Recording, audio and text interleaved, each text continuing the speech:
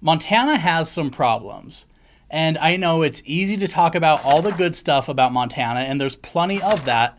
But there's a lot of things that are just brushed under the rug and all too often ignored. That's what we're going to talk about. We're going to talk about the dark side of Montana. Your heat has made you powerful.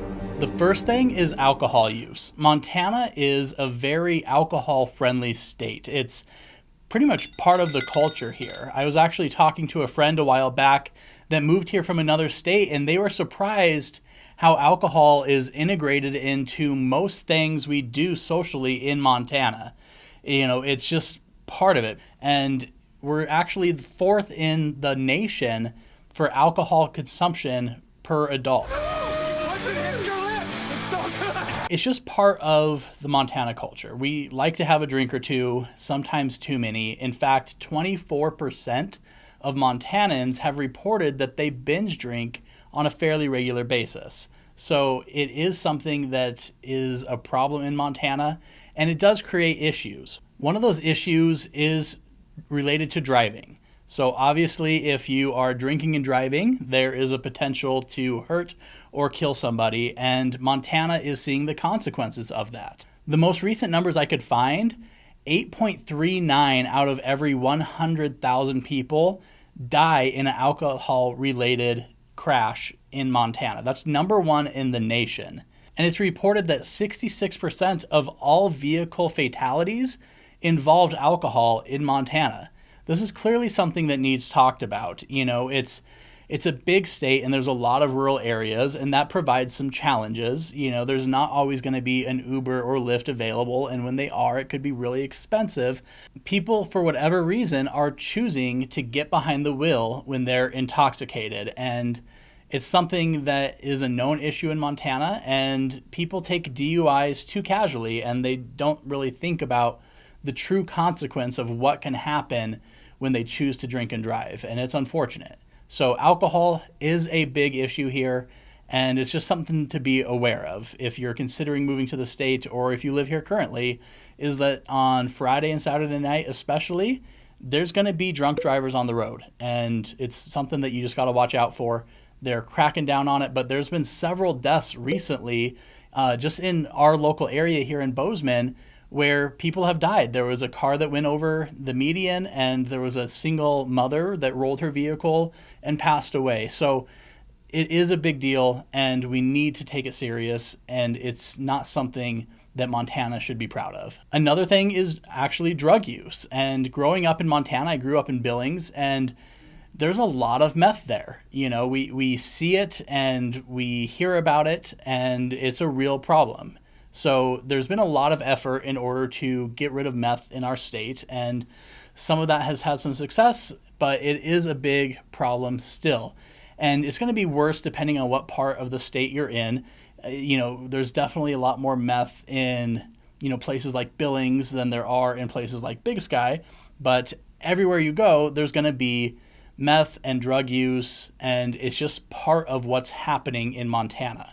So Montana sits on the I-90 and I-15 corridors, and these are known for being drug and human trafficking corridors. Meth is ordered up locally from a drug supplier in Mexico. It's driven through a border crossing into a southern state, from Arizona to Salt Lake City or Denver, and directly into Billings. So it's just something that is kind of a dark thing about Montana, is there is a meth problem. There is a fentanyl problem. We've got primarily two Mexican drug cartels who have targeted Montana and are pushing all this methamphetamine and all this fentanyl into our state. They can get a fentanyl pill, for 50 cents, 35 cents in San Diego. And as you work your way up to Montana, depending on where you are, it can be $30 a pill. Some instances $50 a pill, or even higher in some of our reservations. We're seeing an increase in overdoses. In the first 3 quarters of 2022, they saw more fentanyl and drug overdoses than they had seen in the last 4 years combined. So we've definitely seen an uptick in this stuff, and it's getting more deadly. Since 2017, fentanyl overdoses are up 1,100%. It's crazy. So That's definitely something. And you have different drugs in different areas of the state. You know, we have the college towns like Missoula and Bozeman where, you know, they have a lot more pills and stuff like that. But then you have more like Billings with meth and fentanyl, and there's cocaine everywhere and heroin. And all of the drugs that you see in the big cities are here in Montana. And unfortunately, it's a problem here.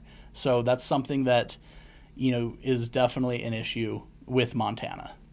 There's also been a very noticeable uptick of homelessness in Montana. And a lot of people flocked here from all over the country in the pandemic, and they don't always have a place to live. And some of them are people that are feeling the impact of rising home prices. But we have these little camper cities popping up, especially in Bozeman and Missoula, to where people are living in campers on the streets in large numbers. We're also working for you in Missoula tonight, following up on a staggering number of homeless encampments popping up in the area. It's becoming an issue. It's very noticeable, and it's kind of degrading the living experience in several Montana cities. These urban campers, as they call them, are just kind of taking over their area with trash and waste, and it's just not a very pleasant experience. You have a few people downtown sleeping on the sidewalk and stuff.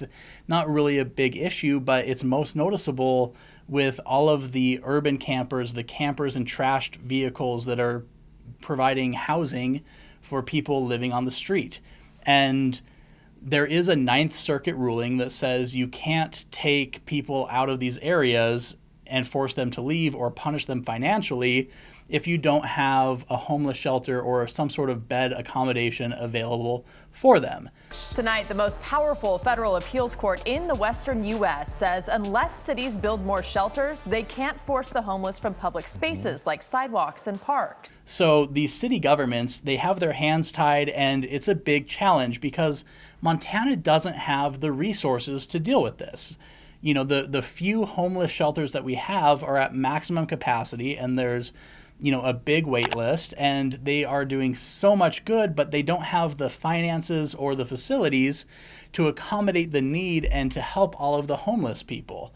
So it's becoming an issue in Montana, and it's one of those hot topics that, you know, residents, especially in Bozeman and Missoula, are fed up with it, and they are putting pressure on the city council, and they just aren't having very good luck with that. I don't see this getting better anytime soon, just because they do have limited options on how they can address this as a city.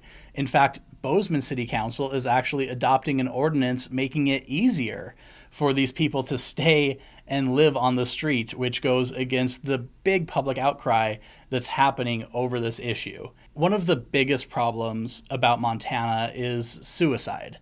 And we actually just passed Wyoming to become the #1 state for suicide per capita in the country. In 2022, there was 323 documented suicides. It's 28.77 people per every 100,000 that live here.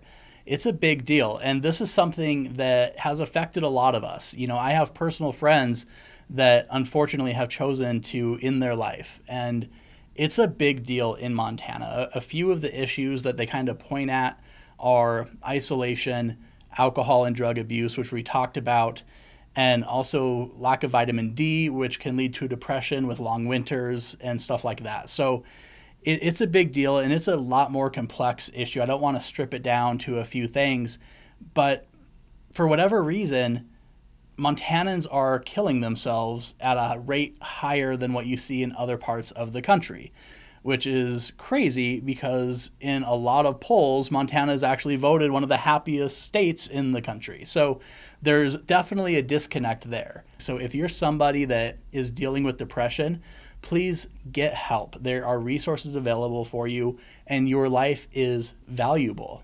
We're also seeing this with our college students. So at Montana State University here in Bozeman, 36% of those students that sought counseling had suicidal thoughts. And that's a big deal, 36%. So it's really, really a big issue here. And I don't wish that on anybody. You know, please get help if you are struggling with this. So there's a lot of dark side to Montana. And this is a big contrast to the last video I did on things I love about Montana. So if you want to go to a positive note, this is a little depressing. Watch this video here. It's all about the good things that I love about living in Montana. Thanks for watching. And again, if you need help, please reach out. I'll see you on the next one.